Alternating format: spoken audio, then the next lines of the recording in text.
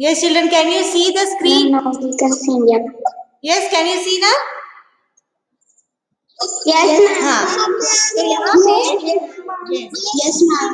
बस Ma'am, we can बस Ma'am, we can see the screen. Ma'am, we can see. yes, तो यहाँ पे हम यहाँ भारत का मानचित्र देख सकते हैं। तो भारत के मानचित्र में यहाँ पे राज्य दिए हुए हैं।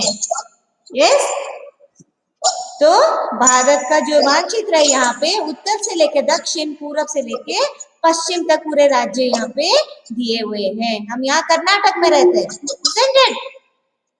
तो हमारी जो नदी है गंगा नदी, आपको यहाँ पे उत्तराखंड दिख रहा होगा, यूपी के ऊपर।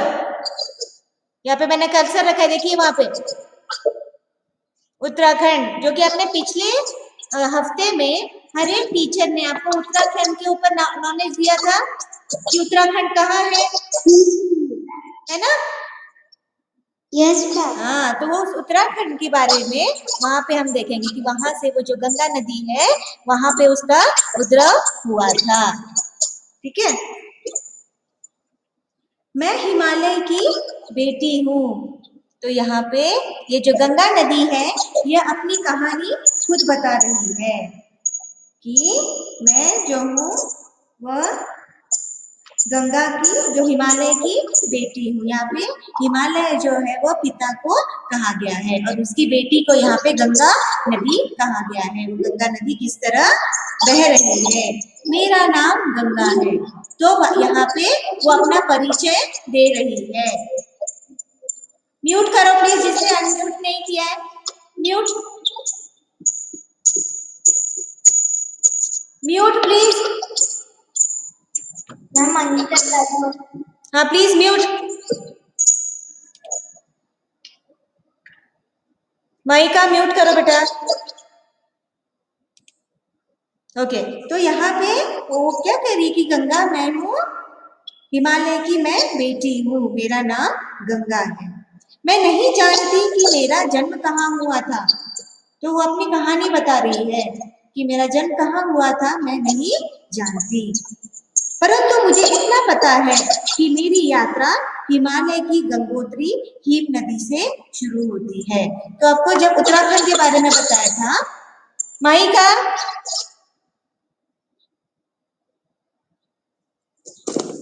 Mica ma'am, that Anita Jadhav is not muted.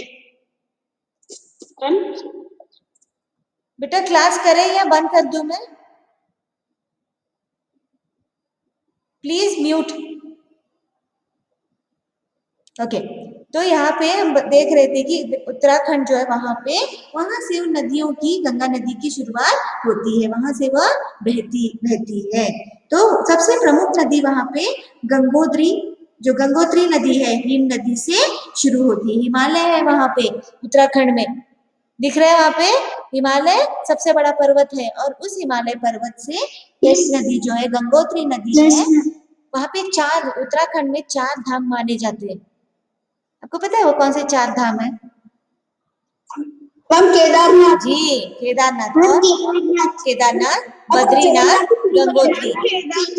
Yes yes, तो लोग वहां दर्शन करने के लिए जाते हैं कि उन 4 धामों के अगर वो दर्शन करते हैं तो सीधा स्वर्ग को, मोक्ष को वे प्राप्त कर लेते हैं। वो पुण्य माना जाता है, इसलिए दर्शन करने के लोग वहां पे जाते हैं। उस उत्तराखंड में, इस भाग में गंगा नदी का दर्शन हम तुरंत वहां पे देख सकते हैं। तो गंगोत्री जो नदी है वहां से वह बहना शुरू करती है। इस स्थान को गोमुख नदी कहते हैं। ये देखिए, ये पहाड़ दिखाई दे रहे हैं आपको वहां के उत्तराखंड के, और इस पहाड़ पे जो है वो बर्फ है, ग्लेशियर है इन पहाड़ों पर। ठीक है, यहाँ पर भी आपको कई पहाड़ दिखाई दे रहे हैं और वो जो नदी दिख रही है वो है गंगा नदी।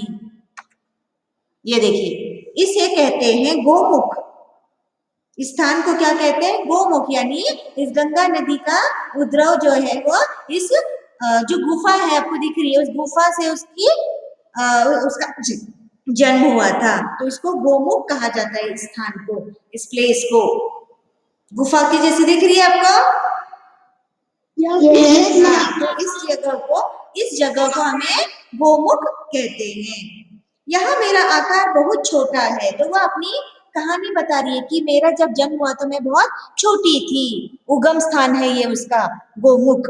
तो तब मैं बहुत ही छोटी थी। नाले जैसा, जैसा नाला नाला छोटा होता है, पानी उसमें से बहता है, उसी के समान ये गंगा नदी कह रही है कि जब मेरा जन्म हुआ था तब ये बहुत मैं छोटी थी, नाले के समान मेरा जन्म हुआ था। यहाँ की पहाड़ी यात्रा में मुझे बहुत आनंद आता है। अभी वो अपना क्या वर्णन कर रही है कि जो नदियां है वो पहाड़ों के वहां से वह बहती है, गंगा नदी, और लोग यात्रा करने के लिए पहाड़ों पर जाते हैं। ठीक है, तो यहाँ की जो पहाड़ी यात्रा है, लोग पहाड़ पे यात्रा करने जाते हैं, वो 4 धाम की यात्रा करने जाते हैं, तब मुझे बहुत मजा आता है। लोग यात्रा करने के लिए आते हैं, कोसों दूर से यात्रा करने के लिए आते हैं, तो मुझे बहुत ही अच्छा लगता है। लोग नदियों का दर्शन लेते हैं, उसमें नहाते हैं पवित्र जल में, तो मुझे बहुत ही मजा आता है, मुझे बहुत ही आनंद आता है। वह अपनी कहानी बता रही है, गंगा। यस। Yes, हाँ, ma'am. तो उन चित्रों के द्वारा समझिए। आपने Yes, ma'am. ऑलरेडी पढ़ा है उस उत्तराखंड के बारे में, तो दोबारा से हम थोड़ा बहुत उसी से पाठ लिया गया है, वो गंगा नदी का। ठीक है, आगे देखते हैं। ऊंचे ऊंचे विशाल पहाड़ों के बीच कूदती फांदती मैं आगे बढ़ती हूँ। तो वो बता रही है कि मैं किस तरह आगे बढ़ रही हूँ। ऊंचे ऊंचे पहाड़ आपको दिखाई दे रहे हैं, उन पहाड़ों में से वह नदी जो है वह बहती है, कूदती है, जंप करती है, और वह आगे आगे जैसे जैसे उसको रास्ता मिलता है वैसे वैसे वह आगे निकलती रहती है, कूदती है, फांदती है, और वह आगे निकलती रहती है पहाड़ों को चीरते हुए। मैं पहाड़ों से टकरा कर नीचे गिरती हूँ। किस तरह वह पहाड़ों से टकराती है, और वो उतने ऊंचे से वह नीचे जमीन पे आके वह गिरती है, और जगह जगह जलप्रपात बनाती है। जलप्रपात यानी झरना। आपको वहां पे झरना दिखाई दे रहा है, सफेद दूध के समान दिखाई दे रहा है। तो आपने Yes, कई ma'am. उदाहरण देखे होंगे, Yes, जैसे कि ma'am. यहाँ पे गोवा जाते समय आप देख सकते हो दूध सागर हमें दिखाई देता है, कितना सुंदर दिखाई देता है। पहाड़ों के बीच से मानो जैसे कि दूध उतर रहा है, दूध गिर रहा है नीचे। उस पुल के ऊपर से हम ट्रेन पे जब हम जाते हैं तो हमें दिखाई देता है वो दूध सागर, सबसे सुंदर, और बरसात में तो और भी सुंदर दिखाई देता है वो दृश्य।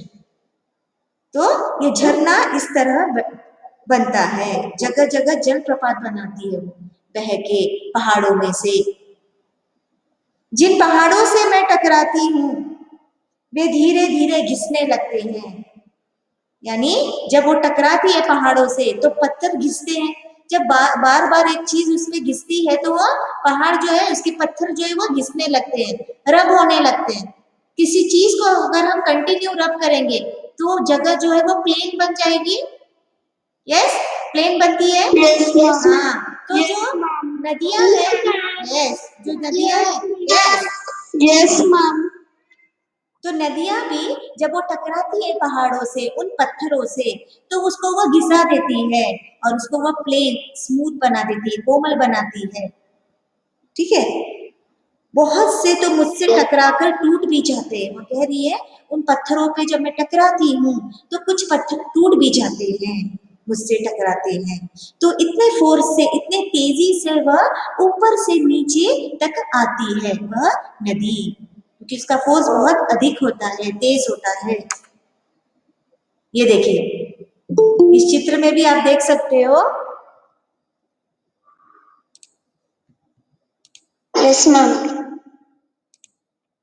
कि वो किस तरह पत्थरों से टकरा रही है, ऊपर से नीचे तक वो किस तरह आ रही है, बह रही है वो।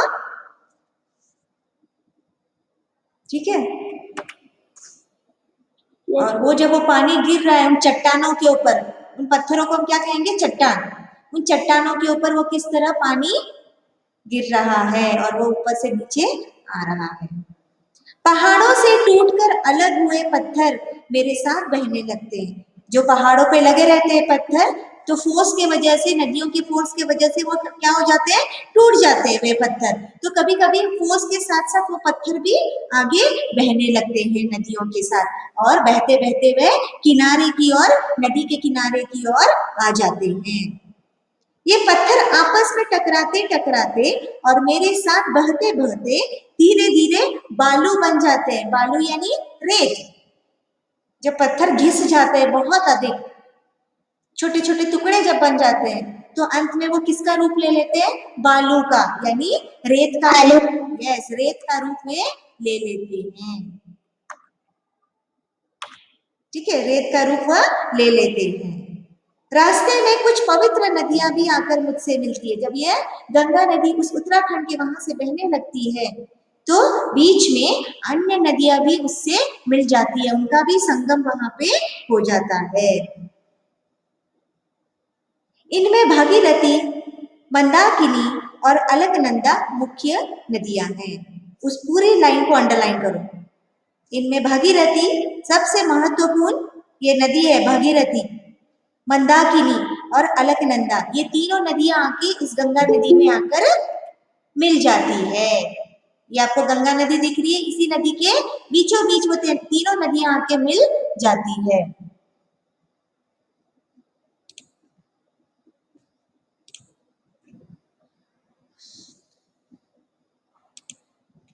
उसके आगे, इसलिए मुझे इन नामों से भी जाना जाता है। यानी ये जो तीनों नदियां जब इनका संगम हो जाता है, तो गंगा नदी, ये जो तीन नदियां हैं, इन तीन नदियों को गंगा नदी भी कहा जाता है, क्योंकि ये इनका ही संगम है।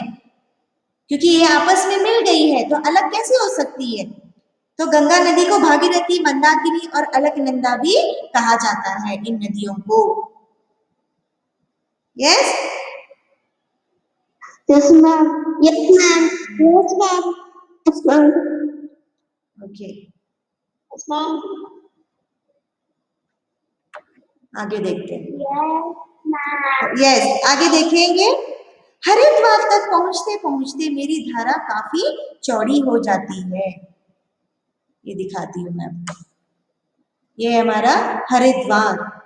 मैं आपको कल मैप दिखाऊंगी, इंडिया का मैप, उसमें हम देखेंगे अच्छे तरीके से। ठीक है, तो ये जो हरिद्वार है, उत्तराखंड के ठीक नीचे जब आते हैं हरिद्वार, तो वहां पे पहुंचते पहुंचते गंगा नदी जब यहाँ पे पहुंच जाती है इस हरिद्वार में, तब मेरी धारा, धारा यानी जब वो बहती है, उसकी जो लहरें हैं, लहरें को हम धारा कहते हैं, तो इसकी जो लहरें है वो काफी चौड़ी हो जाती, चौड़ी यानी फैल जाती है, क्योंकि उसको बहने के लिए काफी जगह मिल जाती है, चौड़ी हो जाती है वो यहाँ हरिद्वार तक पहुंचते पहुंचते। यहाँ पर मैं पहाड़ों को छोड़कर मैदानी क्षेत्र में प्रवेश करती हूँ। पहले वो गंगा नदी कहाँ से गुजर रही थी, पहाड़ों में से, isn't it? पहाड़ों से गुजर रही थी। हाँ, तो जैसे जैसे यस, पहाड़ों में से जब वो चल रही थी, नीचे उतर रही थी, तो उसके बीच बीच में उसको पत्थर मिल रहे थे, तो उसको सही रास्ता नहीं मिल रहा था आगे बढ़ने के लिए तेजी से। लेकिन जैसे जैसे वो आगे बढ़ रही है, रास्ता निकाल रही है, वैसे वैसे उसको तीन नदियां आगे मिल रही है, भागीरथी, मंदाकिनी और अलकनंदा। अब उस नदी को, गंगा नदी को ज्यादा जगह मिल गई है धारा बहने के लिए, चौड़ी हो गई है वो नदी। यहाँ पर मैं पहाड़ों को तोड़कर मैदानी क्षेत्र में यह पहुंच जाती है। मैदानी क्षेत्र यानी जहाँ पे मिट्टी वगैरह रहती है, जहाँ पे जगह स्पेस उसको बहुत ज्यादा मिल जाती है, तो ऐसे प्लेस में वहां आकर मिल जाती है गंगा नदी। अब मेरी उछल कूद बंद हो जाती है। वो तो बहुत उछल रही थी गंगा नदी पहाड़ों के ऊपर से, क्योंकि वो बहुत चीज से टकरा रही थी। किस चीज से टकरा रही थी गंगा नदी? मैम पत्थर, पत्थरों से। यस, पहाड़ों से। यस, बिल्कुल। तो पहाड़ों से, बिल्कुल, जब वो टकरा रही थी तो उस वजह से उसे उछलना पड़ रहा था। प्लेन जगह जब होती है तब पानी सीधा जाता है, उसको कोई दिक्कत नहीं आती। लेकिन अगर वो जमीन ऊबड़ खाबड़ हो, बीच बीच में पत्थर हो, तो उसे आगे बढ़ने में मुश्किल होती है। तो उसकी जो उछल कूद थी गंगा नदी की, वो अब बंद हो गई है। नदी स्थिर है, बिल्कुल हिल डुल नहीं रही वो नदी। मैं शांत भाव से आगे बढ़ती हूँ। अभी वो हरिद्वार तक पहुंच गई है। ये बहुत ही पवित्र जगह है हरिद्वार। लोग वहां पूजा करते हैं, ऋषि मुनि लोग वहां पे दर्शन करने आते हैं, नहाते धोते मंदिर की पूजा करते हैं, और वह तीर्थ स्थान माना गया ये हरिद्वार। तो वहां की जो नदी है ये गंगा नदी, ये बहुत ही शांत हो गई है। शांत भाव से वह आगे बढ़ रही है। आपको कहीं पर भी वहां पे हलचल दिखाई दे रही है गंगा नदी की उछलती Yes, हुई? ma'am. नहीं, वो बिल्कुल शांत तरीके से यस आगे बढ़ रही है। मैदान की भूमि समतल होने के कारण, अभी मैंने बताया ना, मैदान अगर समतल हो तब उसको आगे बढ़ने में कोई दिक्कत नहीं आती। तो समतल होने के कारण मैं चाह कर भी तेज नहीं चल पाती, वह स्थिर होकर आगे धीरे धीरे बढ़ती रहती है। मेरे कारण हरिद्वार एक प्रसिद्ध तीर्थ बन गया है। गंगा नदी कह रही है मैं यहाँ से गुजर रही हूँ, इसीलिए हरिद्वार को एक तीर्थ स्थान माना गया है, जहाँ भगवान के दर्शन करने के लिए, इस नदी का दर्शन करने के लिए, वहां पे स्नान करने के लिए, पूजा करने के लिए लोग आते हैं। तो यह प्रसिद्ध तीर्थ स्थान बन गया है, पवित्र स्थान बन गया है। लोग कोसों दूर से, अनेक जगह से वहां दर्शन करने के लिए आते हैं। यहाँ प्रत्येक 12 वर्ष के बाद कुंभ मेला लगता है। आप पूछते होंगे कि कुंभ मेला कहाँ लगता है, तो इस हरिद्वार में ही यह कुंभ मेला लगता है। ये देखिए, ये है आपका कुंभ मेला, और वो नदी किस तरह शांत तरीके से बह रही है। तो ये प्रत्येक 12 वर्ष के बाद ये कुंभ मेला लगता है, हर साल नहीं लगता। कब लगता है तो बोलना, हर 12 साल के बाद ये कुंभ मेला हरिद्वार में लगता है। कितनी रोशनाई दिखाई दे रही है, लोग कितने हैं वहां पे, नदी के किनारे पूजा की जा रही है वहां पे। आप किस मैम और है ना, मेला हुआ है हाँ? मैम, पिछले साल ही कुंभ मेला हुआ है मैम। हुआ है। ये अभी कौन ज्वाइन हो रहा है, अभी समय भी नहीं है ज्वाइन होने का। ओके, आगे देखते हैं। हरिद्वार से आगे बढ़ती हुई मैं कानपुर पहुंच जाती हूँ। अब वह हरिद्वार से निकल गई है आगे, जिसका नाम है कानपुर। कानपुर में वह पहुंच जाती है। कानपुर एक बड़ा औद्योगिक नगर है, यानी औद्योगिक नगर यानी बहुत सारी वहां पे फैक्ट्रीज है, आप देख सकते हैं वहां पे। और वो गंगा नदी आपको सामने दिखाई दे रही है, और ठीक उसी के पीछे वो फैक्ट्रीज है, फैक्ट्रीज का धुआं निकल रहा है। तो जो कानपुर है उसको औद्योगिक नगर कहा जाता है, इंडस्ट्रियल सिटी कहा जाता है। यस, इंडस्ट्रियल सिटी कानपुर को कहा जाता है। इसके बाद मैं इलाहाबाद पहुंचती हूँ। उसी कानपुर से निकलते निकलते वह इलाहाबाद में पहुंच जाती है।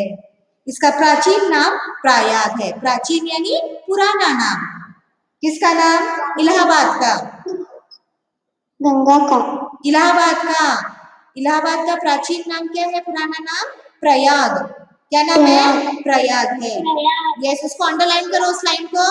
प्रयाग। यस, तो पुराना नाम तो प्रयाग था, लेकिन अभी नाम बदलकर इलाहाबाद रख दिया गया है।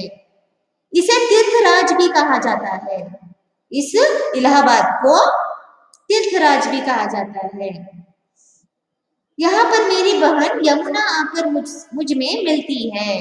अब यमुना नदी का प्रवेश हो रहा है इस गंगा नदी से, इन दोनों का संगम वहां पे हो रहा है। कौन सी नदी का? यमुना नदी का। यस, यमुना नदी का यहाँ पे संगम हो रहा है। हम दोनों बहनों के मिलन का यह स्थल संगम के नाम से प्रसिद्ध है। यस, यहाँ पे जो दो नदियां, गंगा नदी और यमुना नदी का संगम है, इसीलिए इसे संगम के नाम से प्रसिद्ध है। ये जगह जो है इलाहाबाद का काशी, ये दो नदियों का संगम है। दो नदियां आकर आपस में यहाँ मिल रही है। यहाँ भी हर 12 वर्ष के बाद कुंभ मेला लगता है। तो यहाँ पर भी इस इलाहाबाद में भी यह कुंभ मेला लगता है, देख सकते हो आप यहाँ पे। यहाँ से मैं आगे बढ़ती हूँ और धीमी गति से चलती चलती वाराणसी पहुंचती हूँ। यानी काशी, यहाँ पे आपको काशी दिखाई दे रहा है, वाराणसी। वाराणसी का प्राचीन नाम काशी है, यानी पहले काशी कहा जाता था इस वाराणसी को, लेकिन अभी वाराणसी कहा जाता है। इसे बनारस भी कहा जाता है। अनेक नाम है जो आपको वो नाम याद रखने हैं। गंगा किनारे जो आप कहा जाता है इसको। यह मेरे तट पर बहुत सुंदर घाट बने हैं। ये आपको घाट दिखाई दे रहा है और इसके घाट के पीछे बहुत सारे मंदिर हैं। आपको बोर्ड दिखाई दे रही है। लोग वहां पे स्नान करते हैं, पूजा अर्चा करते हैं वहां पे, और सबसे पवित्र जगह यह मानी जाती है काशी। यह नगर भी एक प्रसिद्ध तीर्थ स्थल है। ठीक है, ये नगर भी एक प्रसिद्ध तीर्थ स्थल है।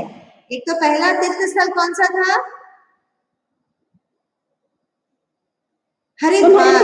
यस, हरिद्वार को तीर्थ स्थल माना गया। यस, उसके बाद ये जो काशी है, वाराणसी का घाट जो है, इसे तीर्थ स्थल माना जाता है। ठीक है, शिव जी का सबसे अत्यंत प्रेम गाँव है। दोबारा बोलना प्लीज। मैम, क्योंकि ये शिव जी का अत्यंत प्रेम गाँव है, अत्यंत प्रिय। यस यस, बिल्कुल सही। मैम, गंगा नदी बिहार में बहती है। बिहार में बहती है। तो मैं चाहती हूँ कि मैंने जितना अभी आपको पढ़ाया है उतना आपको समझ में आया, पढ़ाया हुआ। Yes ma'am. तो मैं चाहती हूँ कि